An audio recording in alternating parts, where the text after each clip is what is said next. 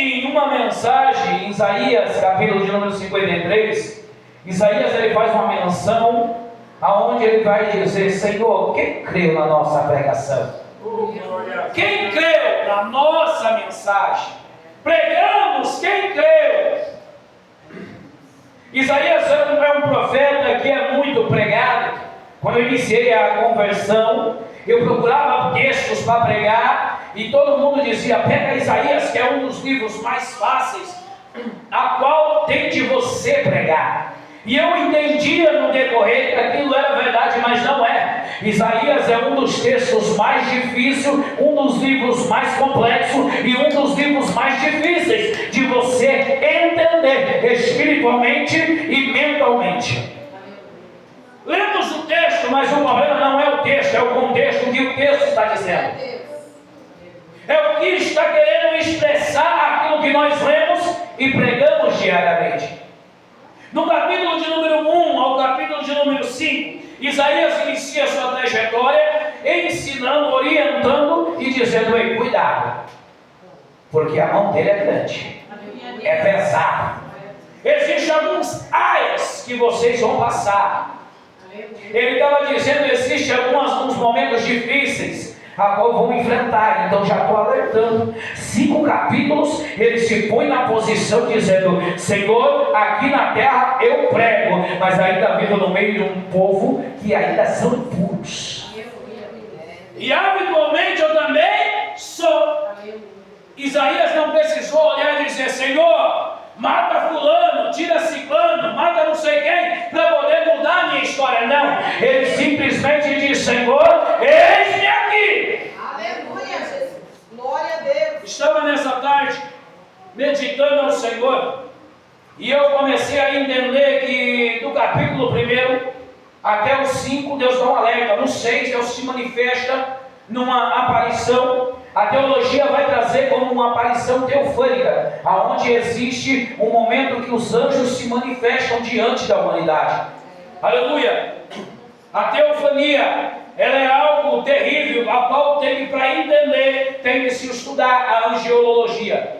Entendemos muitas das vezes que o anjo manifesta quando eu chamo, quando eu quero. Não, ele vem quando Deus manda, quando Deus ordena, porque o anjo não obedece a voz humana, ele obedece o que Deus manda. Tem alguns palhaços da fé que colocam a dizer: o anjo está mandando aqui, ai anjo, fala para mim. Irmão, não vai nessa não, porque quando a gente entende que o homem de Deus, a mulher de Deus tem projeto, ele vai passar momentos que ele vai dizer: Senhor, manda a resposta. Deus não vai responder. E porque que alguns todo dia tem revelação, profecia, todo dia tem o anjo à sua disposição, sendo que o anjo vai dizer que ele serve a ele. O Senhor dá ordem aos anjos a nosso respeito, mas é questão de cuidado. Anjo não é meu escravo, é mesmo o que a gente faz com Deus. Queremos usar o Senhor como ali alguém que vai obedecer a minha voz. Se o Senhor não fazer, eu paro com isso. Se o Senhor não fazer, eu não faço isso. Se o Senhor tirar fulano, eu não faço isso. Aí Deus está dizendo: coitado, tu é só um velho e nem sabe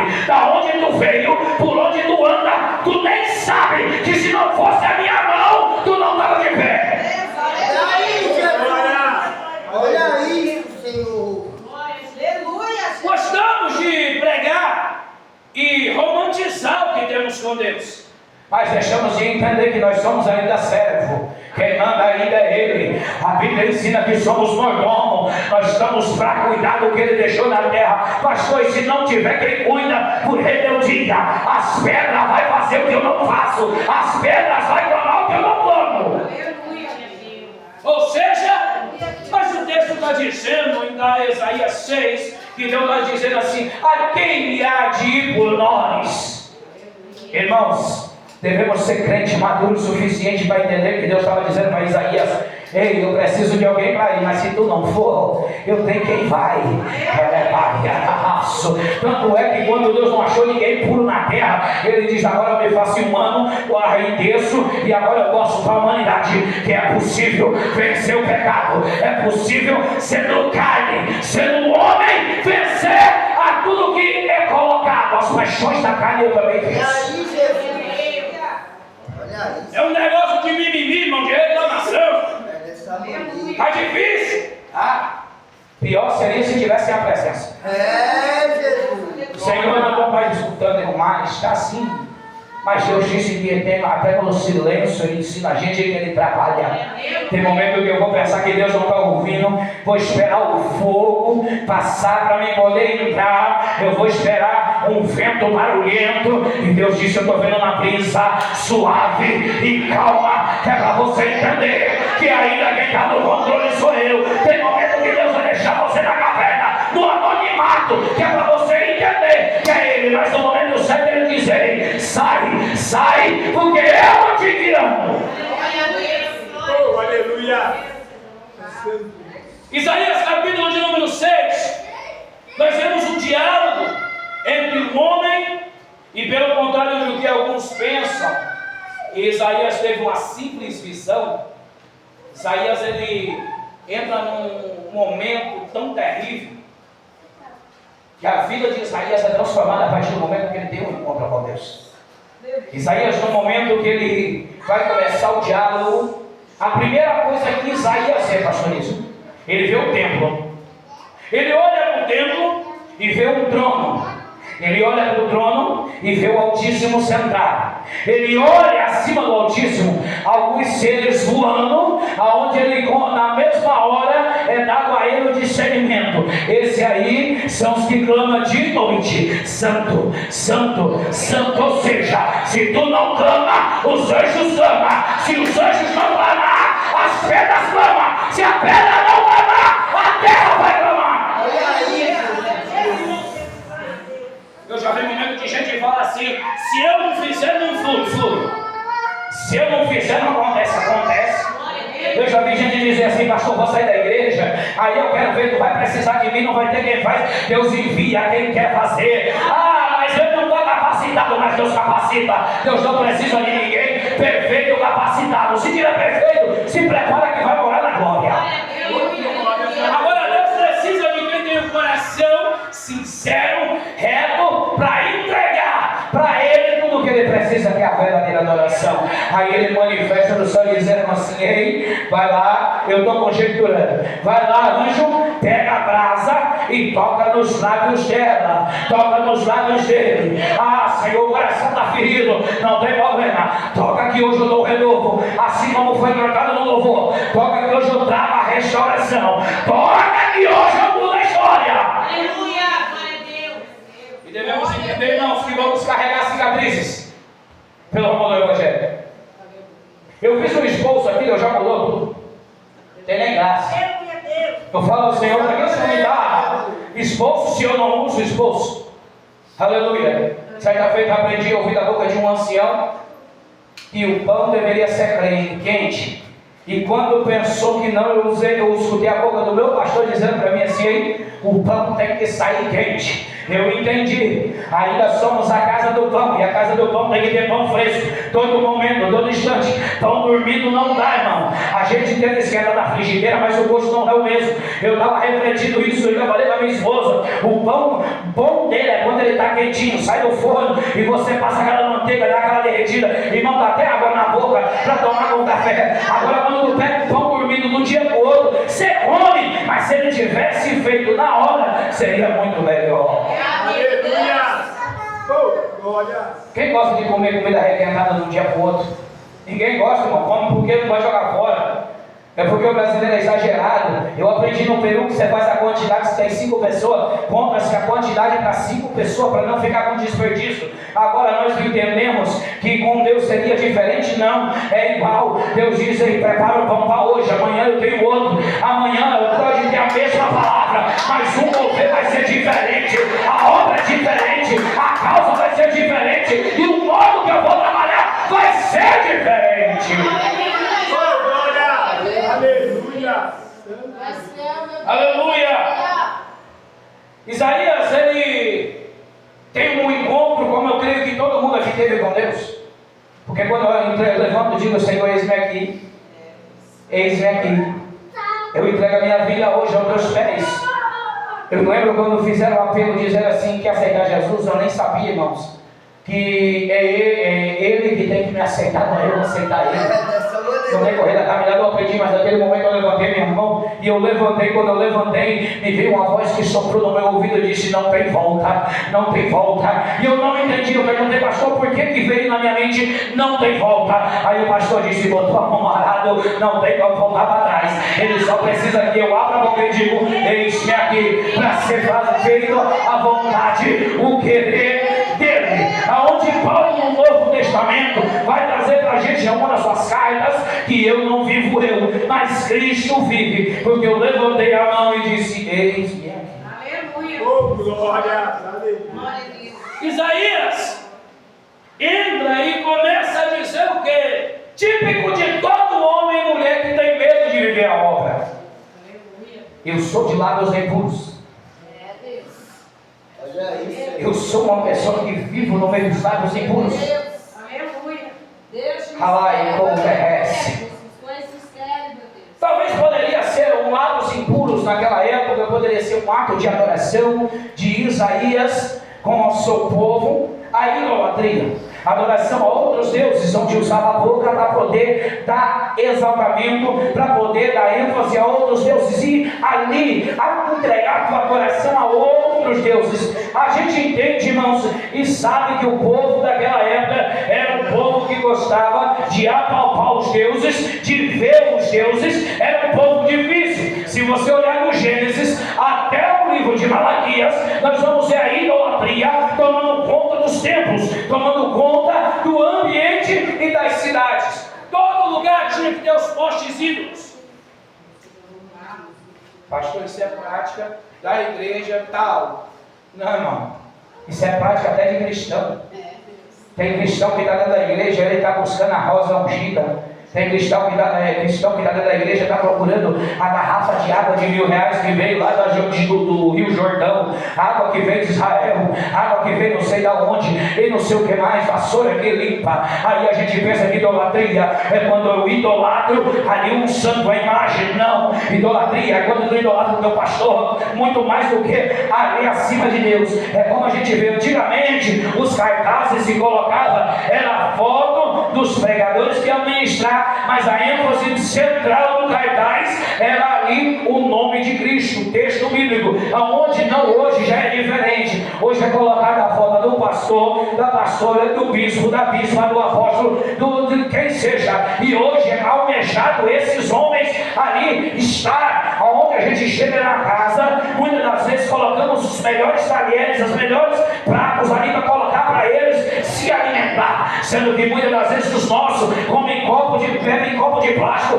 comem prato de plástico, porque diz: não, senão tu vai quebrar. Então tu dá honra ao de fora e não dá para casa. Tu está idolatrando aquele que está ali no momento, vivendo um momento a qual Deus pode soprar e tirar ele da terra. E tu perdeu a oportunidade muitas das vezes de fazer o que é de melhor seu para os seus. Oh, glória. É típico do homem idolatrar qualquer coisa. Eu vi o Brasil idolatrar o futebol, deixar Cristo de lado, e a gente vê aonde Deus mostrou que quem manda na terra é Ele. Pastores que veio trazer gente aqui para poder ter uma oportunidade de ministrar, não vou citar nome porque é falta de ética, e para mim também não me interessa. Veio uniformizado a caráter, fechou a igreja para poder participar do momento de celebração ali no futebol. Aí Deus diz: espera aí, eu vou parar a palhaçada, eu vou parar a graça, porque ainda só tem um que deve ser adorado. Ele está no alto e sublime trono. A glória não é dividida. Ele diz: eu não divido a minha glória, eu não divido a minha glória.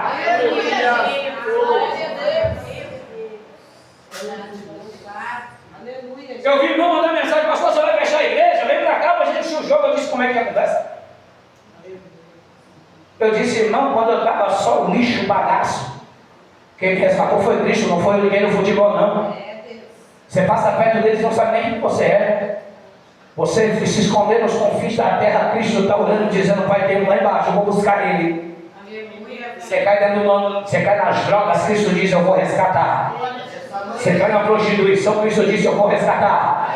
Agora cai na prostituição, vai desses homens para você ver o que fazem. Irmãos, eu nunca fui contra esporte ou futebol ou nada, mas quando coloca acima de Deus, automaticamente você perde a credibilidade no céu e na terra.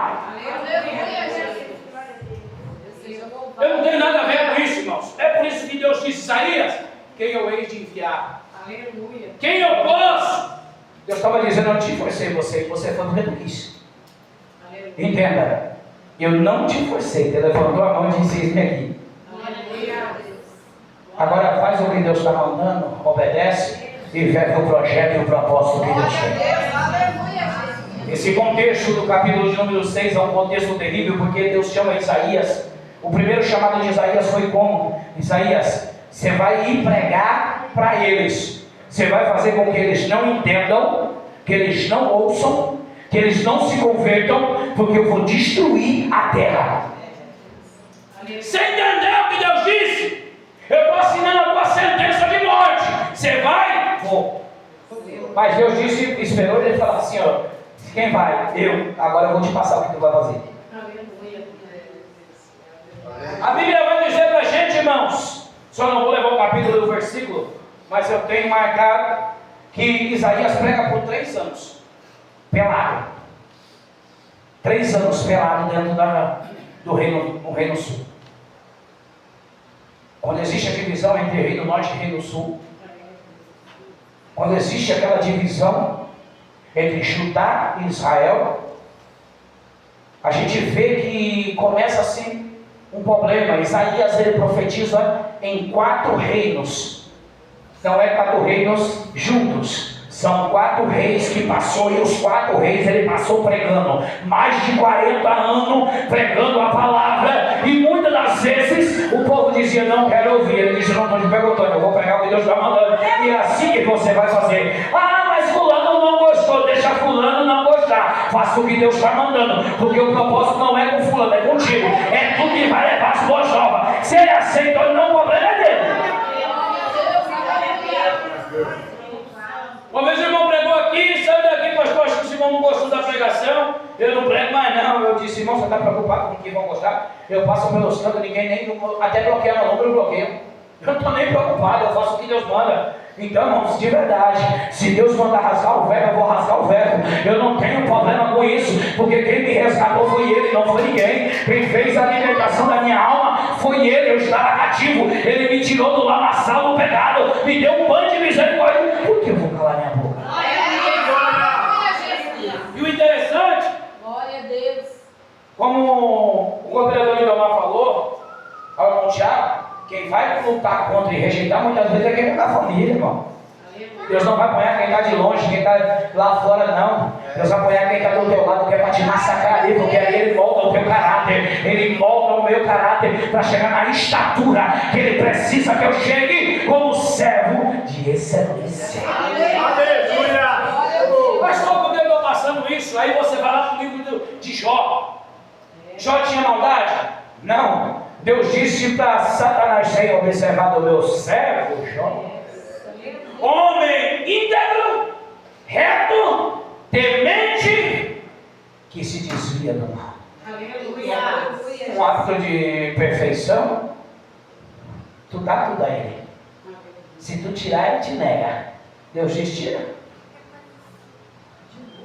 Às vezes a gente questiona por que eles estão passando essas tribulações. E Deus está dizendo, eu estou mostrando para o inferno e para a terra que você é fiel mesmo na sua dificuldade. Mesmo no seu pior momento, tu está sendo fiel à minha presença.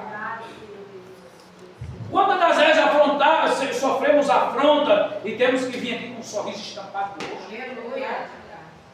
Quantas das vezes, se eu perguntar aqui, irmão, eu não vou nem perguntar porque é complicado.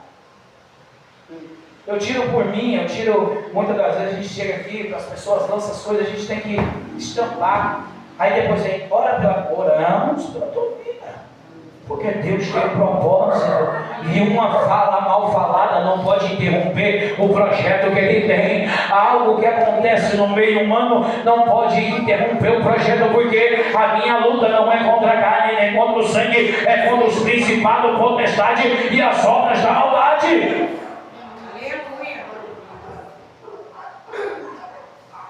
Deus dá Mais 2 minutos e encerro. Deus dá a oportunidade de nós vivenciarmos. Pedimos assim: eu quero viver do Senhor, o sobrenatural. Ela é sobre. Quando a outra boca diz: eu quero viver o sobrenatural, aí ele disse assim: vai lá e toca com Atenaz na boca dele, toca da brasa, tira o pecado, que eu vou abrir as revelações sobre a vida dele. Aleluia.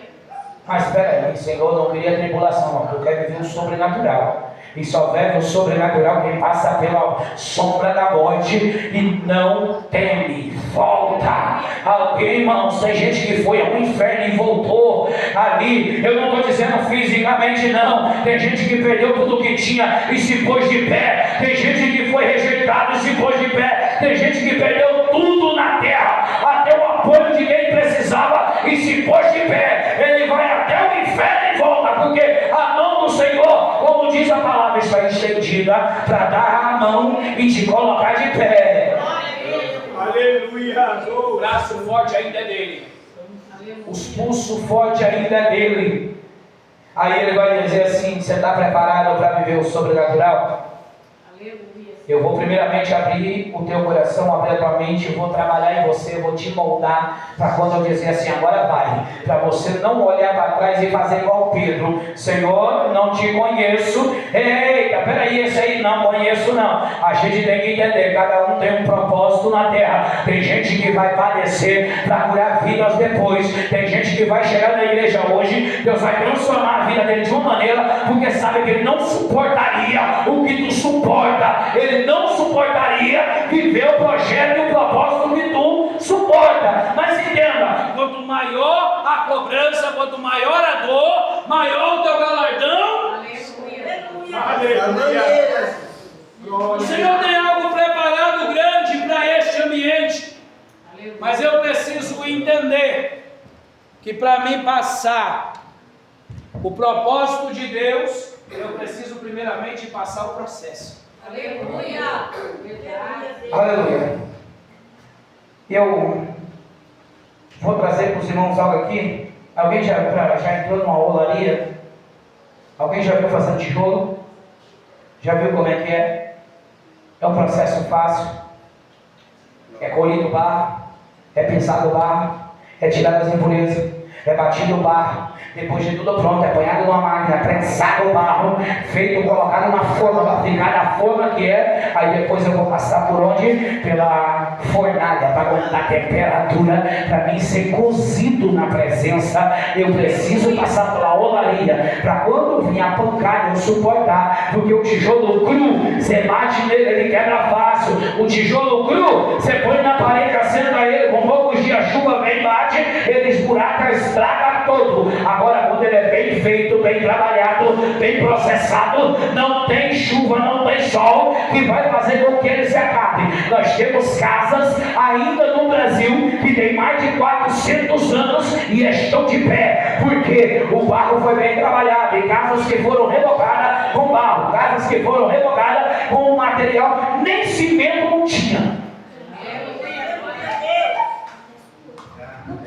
Eu vejo engenheiros fazendo aquelas estruturas imensas, projetos grandiosos para levantar uma casa, sendo que muitas das vezes já tinha homens que aprendiam ali na marra a trabalhar com barro, e eles faziam, e as casas estão de pé até o dia de hoje. Aleluia. Mas o que eu entendo, irmão, tudo existe um trabalho para exercer a perfeição. Aleluia. Glória. Aprendemos, conhecemos Santos Dumont. Quem conhece Santos Dumont? Alguém já viu o primeiro avião que Santos Dumont voou? Foi na internet o primeiro ali aeromodelo que ele usa. Preste atenção para a modificação até o dia de hoje. Quantos pesos foi acrescentado? Quantas pessoas um avião não comporta? Quantos quilos não pesa um avião daquele? Quantas de velocidade aquelas turbinas tem que alcançar para poder pegar e subir? Alguém já viu quanto é pesado um avião daquele e ele sai, plana? Mas porque teve alguém que estudou e foi aperfeiçoando até chegar no âmbito de perfeição. O que eu estou querendo dizer, irmãos, que Isaías, antes de ser enviado, ele foi preparado. Deus diz: agora primeiro eu vou te preparar, vou te chamar, te preparar, depois eu digo: agora tu vai. E quando tu for, tu só abre a boca, porque o resto quem faz sou eu. Tu só fala que quem faz sou eu. Tem crente que está com o dom de cura dentro dele guardado, e ele fica: Senhor, eu oro, eu não oro, eu faço, eu não faço, eu vou, eu não vou. E Deus está dizendo: vai, porque quem vai fazer sou eu, não é você. Você só é um instrumento, só é um tijolo da parte da edificação da casa. Aleluia. Aleluia, glória. Glória a Deus. Às vezes eu digo assim: ei, faça isso, é você que eu. Se põe no meio do vale e profetiza. Eu? Quem sou eu para profetizar? Deus está dizendo: você foi escolhido, lavado, remido. Você foi entregue às minhas mãos para ser trabalhado e ser, nas minhas mãos, ferramenta para dissipar as obras do inferno. Aleluia a Deus. E por que temer? Sabíamos que Davi, a maior guerra de Davi não foi com os homens que ele enfrenta em batalha. A maior guerra, das maiores guerras de Davi, eu estive estudando a biografia e estive relatando, se assim for a permissão de Deus, logo a gente publica. Deus me deu um tema, me deu algo no meu coração, e Ele disse que era para ser feito do baixo para o trono. E é um livro que Deus vai me dar, eu nunca imaginaria, e Deus já me deu o livro completo. Só a gente imprimir o livro, levar para a gráfica e mandar fazer. E aí eu pergunto: não tem correr nessa caminhada? Eu comecei a estudar a história de Davi e entender o que Davi passava. Pensamos que as maiores guerras de Davi era com quem? As maiores guerras de Davi era quando ele enfrentou o gigante Golias. Não foi. Pensamos que a maior guerra de Davi foi quando Davi enfrenta ali os outros gigantes que não era Golias, mas tinha descendência. Quando Davi enfrenta os filisteus, quando Davi ele entra num momento de luta contra o próprio Saul. Não é. A pior luta de Davi foi contra ele mesmo. Quando ele olha de cima de um terraço e o coração diz: não vai. E ele diz: mas minha carne está pedindo. E ele está dizendo: não vai. Mas a minha carne está querendo ir. Aí ele faz: a minha fraqueza maior, trazer para mim. Quando ele toma para si, Deus diz: a partir de hoje, a sua guerra não é contra os filisteus, a sua guerra é contra mim. Aleluia a Deus. E automaticamente eu, como um cristão, eu sei que quando eu vou para a mão do diabo, Deus me tira. Quando eu enfrento os inimigos, Deus tira, irmão Tiago. Quando eu enfrento guerras, Deus tira. Mas quando eu vou para a mão de Deus, irmão, não adianta. Deus pega as mulheres de Davi e diz assim: a partir de hoje, por causa do ato que você fez, matou um inocente, tinha todas as mulheres, não, mas eu quero essa. Aí acontece o quê? Você perde ali a oportunidade de ver os teus filhos formar família, porque filho mata filho, abusa de um e filho outro, e vira aquela tentação toda dentro de casa. A espada que matou ali o homem vem para dentro da tua casa para você ver. A espada que mata Urias vem para tua casa para você ver que todo dia que tu passar na sala está estampado: o pecado veio para minha casa por minha causa. Deus tem o seu jeito de massacrar a gente sem abrir a boca, sem mandar ninguém vir me esculachar. A Bíblia diz que as mulheres de Davi são entregadas no meio, em praça pública, onde o filho e os soldados abusam, fazem o que quer, brincam, se divertem com as mulheres que era dele, porque ele não teve honra e respeito por aquele que se assentou no palácio. Ele disse: vai para tua casa. Ele disse: vou não, meu bem, vou não, porque os meus irmãos estão em guerra, em batalha, e eu vou para casa assim desfrutar com a minha esposa. Vou não, tem que ser fiel ao meu rei. E o rei faz o quê? Vai para sua casa. Vou não, porque já tinha maquinado de fazer o quê? Jogar a mulher no colo do homem para dizer que o filho que era de Davi não era de Davi, era de Urias. Urias não vai. Aí qual é o plano? Manda matar ele, entrega a carta pela mão dele e manda ele levar. E manda ele entregar na mão do capitão. A covardia que eu vejo da vida de Davi fazendo: homem segundo, mas mas errou. Aí eu te digo, era segundo o coração, Deus poupou? Não. Deus não poupa quem brinca com a palavra dele. Se Deus não teve misericórdia de Jó, vai ter misericórdia de quem anda em pecado, quem anda em falha?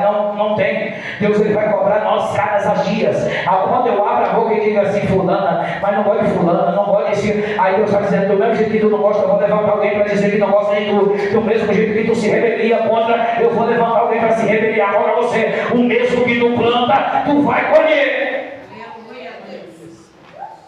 Isaías entende isso. E Isaías vê que o povo estava colhendo o que eles plantou. E Deus disse, diga para eles, a situação está tão feia, que vai chegar o momento, que as mulheres vão se juntar, e vão dizer, vamos se reunir para casar com um homem só. 7 mulheres vão casar com um homem só, porque o negócio foi tão feio, que após a oportunidade de pregar a eles, ali essas mulheres se levantariam dizendo, Senhor, a gente só quer só o seu nome, não quer mais nada, só o seu nome, para tirar vergonha que a gente é solteira, que a gente não tem marido, para tirar vergonha. E Isaías vai trazendo para a gente, dizendo que esse povo não aprendeu nada. Se você pegar, são 66 capítulos que Isaías prega, 39 capítulos pregado ao arrependimento, simbolizando o Velho Testamento, 27 capítulos pregando a vida de Cristo e pregando a graça, simbolizando o Novo Testamento. O povo não aprende, o povo continua. É por isso que o capítulo 6 é enfatizado do livro inteiro. E Isaías 53 vai dizer, quem vai crer na pregação? Ou seja, preguei o texto e o livro inteiro, ninguém se consertou. Quem será que vai se consertar? João vai trazer para a gente, o profeta Isaías pregou, quem creu na pregação?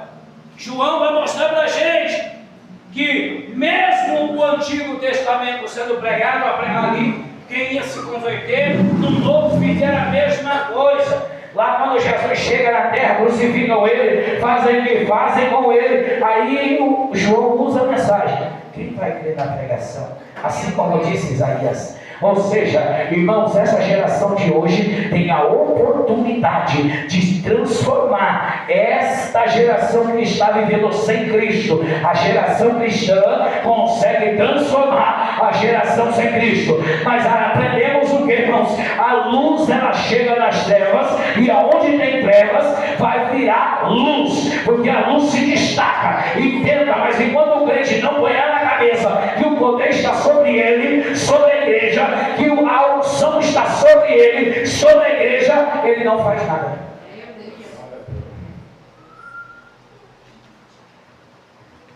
A missionária falou acerca de entender, que ele fala, mas os cultos estão frios realmente, mas eu aprendi no decorrer que quem faz o culto sou nós.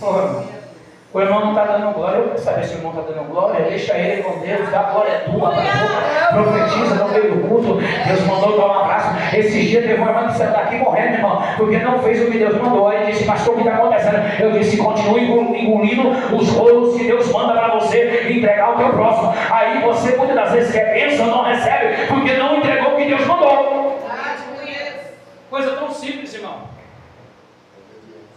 É obedecer o que Deus manda.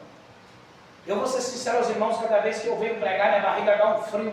É como se fosse a primeira vez. E eu aprendi que, enquanto isso acontecer, ainda tem temor dentro de mim. Quando passar isso, já não tem mais. Os crentes estão ficando. Os crentes, ao invés de ter temor a Deus, estão tendo medo de Deus. Ou medo da retaliação do que vão fazer. Os nossos irmãos eram entregues dentro de lugares onde era lançada aos leões para ser devorado em praça pública, para ser desonrado. Os nossos irmãos eram lançados para ser arrastados em praça pública por cavalos de quilômetros e quilômetros. Alguém viu aquela causa daquela mulher que foi atropelada, saiu, quando chegou já não tinha mais nem jeito de fazer mais nada, porque o asfalto comeu tudo a carne dela, e ali os homens passavam por isso constantemente, e o povo ia atrás dando risada, brincando, zombando.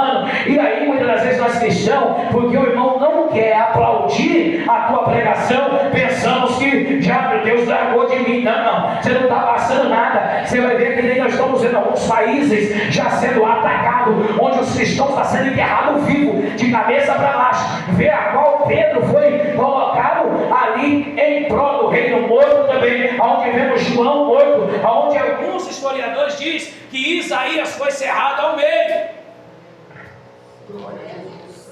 E eu quero dizer, eis-me aqui, mas não quero passar nada. Jesus. Naquele dia Jesus vai dizer: apartai-vos de mim, raça maldita, que eu não vos conheço. Eu quero ser profeta. Vai ser profeta? Está preparado para Deus dizer assim, que nem disse para Ezequiel? Eu até falei, vou falar de novo. Cozinha teus pães no meio do esterco de animal. Está preparado? Estão preparados para Deus dizer? Tu não vai dormir, tu vai ficar 15 dias deitado de um lado por expiação de algumas pessoas, e vai ficar mais 30 do outro por expiação de outras pessoas, aonde os profetas passavam. Tira a roupa, prega 3 anos pelado na rua. A gente não passa nada, irmãos. Nós temos liberdade. Vai na Coreia do Sul pregar o Evangelho. Oi, acabou, glória? Irmãos. Pastor, mas eu preciso estar tão longe, não, irmãos. Vai pregar o Evangelho para quem já não acredita mais em Cristo, para tu ver o que tu leva. É forte. Aleluia. Aleluia, Deus. Temos costume de achar ruim quando o irmão acha ruim, porque a palavra foi dura. Enquanto a palavra for dura, ela te conserta, ela te corrige, ela te põe de pé. Enquanto a palavra for dura, ela modifica a tua alma. É verdade. Quando você começar a sentir um gosto bom da palavra, a Bíblia vai dizer que certa feita um dos profetas começa a fazer um guisado para comer uma comida, e ele cozinha a carne, e Deus diz: agora peraí, está faltando alguma coisa, Senhor? Está faltando tempero? Não, está faltando as ervas amargas para colocar. Ali não, mas as ervas amargas vai deixar ruim a carne. Não tem problema, come e não deixa nem os ossos. Está preparado? Eis-me aqui. Nossa. Enfim, levantou a mão, já era, não tem para onde correr. Eis aqui, Jesus. Não tem para onde correr. Está preparado para levantar de madrugada e orar por alguém? Você acabar de orar, a pessoa te chama de endemoniado. Muitas das vezes te humilhar, te zombar. Muitas das vezes aí olhar e sair espalhando para meio mundo aí que tu levou demônio. Está preparado para orar por uma pessoa que desceu a sepultura e a pessoa dizer: foi você que matou, você orou para matar a pessoa, você lançou uma palavra, a pessoa dizer: está lançando maldição. A gente não vai ver nada, irmão. A gente não passa nada. O irmão me bloqueou o nome, porque eu preguei na igreja dele. Ele disse que ele preferia, era necessário ter conserto primeiramente do altar, para que depois a igreja se consertasse.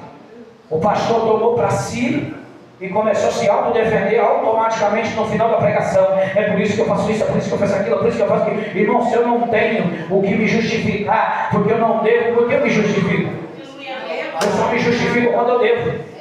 Eu só começo a explicar demais quando eu estou com o rabo preso, para ser bem sincero. É assim que a gente entende. Quando eu faço algo de errado, eu preciso me justificar. E nessas justificações que fazemos, muitas das vezes a gente deve se livrar, a gente se enrola mais. Porque o homem pode até acreditar, mas o céu está ó. Escreve no livro das obras o que ele disse ali. Não procede, mas escreve, que eu vou naquele grande dia cobrar. Aleluia. Glória a Deus.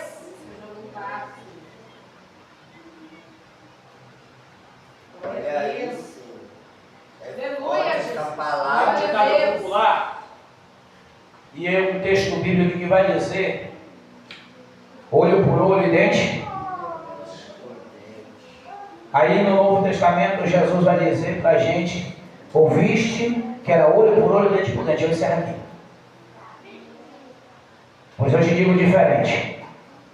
Amar teu amigo é fácil, agora eu quero que tu ama teu inimigo. Mas isso condiz para a gente. Com Deus, se tu mata, tu vai perder alguém. Se tu rouba, tu vai ser roubado por alguém. Eu posso até não fazer justiça para minhas mãos, mas ele faz. Aleluia, Jesus. Verdade. A palavra do Senhor vai dizer que ele é o justo juiz. E certa feita, no livro de Daniel, um certo rei pega os utensílios, pega algumas coisas e começa a fazer zombaria, leva os utensílios para o templo. Do templo começa a brincar com os utensílios na casa do Senhor. E o que acontece com esse rei? Pesado foste. E achado em falta. Ou seja, a balança é pesada para mim e para você todos os dias. Eu posso apanhar 1 quilo de coisa boa aqui. De tudo que eu fiz certo. Se Deus dizer assim, coloca uma pena da maldade dele desse lado. A pena vai fazer o quê? Pesar mais do que a bondade que fazemos. A minha bondade tem que exceder o mal que eu faço. Paulo vai dizer, eu quero fazer o bem, não consigo. O bem que eu quero, eu não consigo, eu só pratico o mal. Mesmo sendo um homem salvo e levantado para curar vidas. Se coloca nos seus pés. Glória a Deus, aleluia. Coloca os recados para mim, missionário. Os recados que eu tinha deixado separados já. Não, deixa. Pode deixar.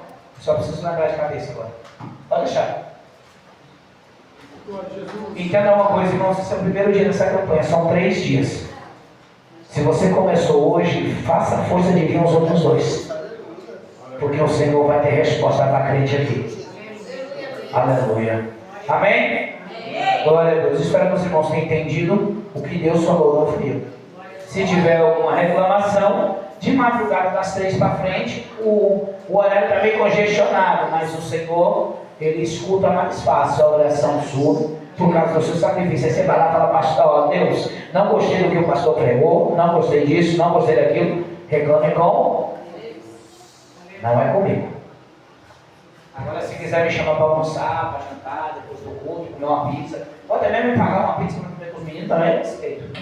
Amém? Amém. Brincadeira, irmão. Você falou amém, tem que pagar. Não, eu escutei a tua voz. Brincadeira. Irmãos, vamos ver os recados. Dia de semana a gente já vai ir para a nossa casa. Até passei um pouquinho, mas não deixei de.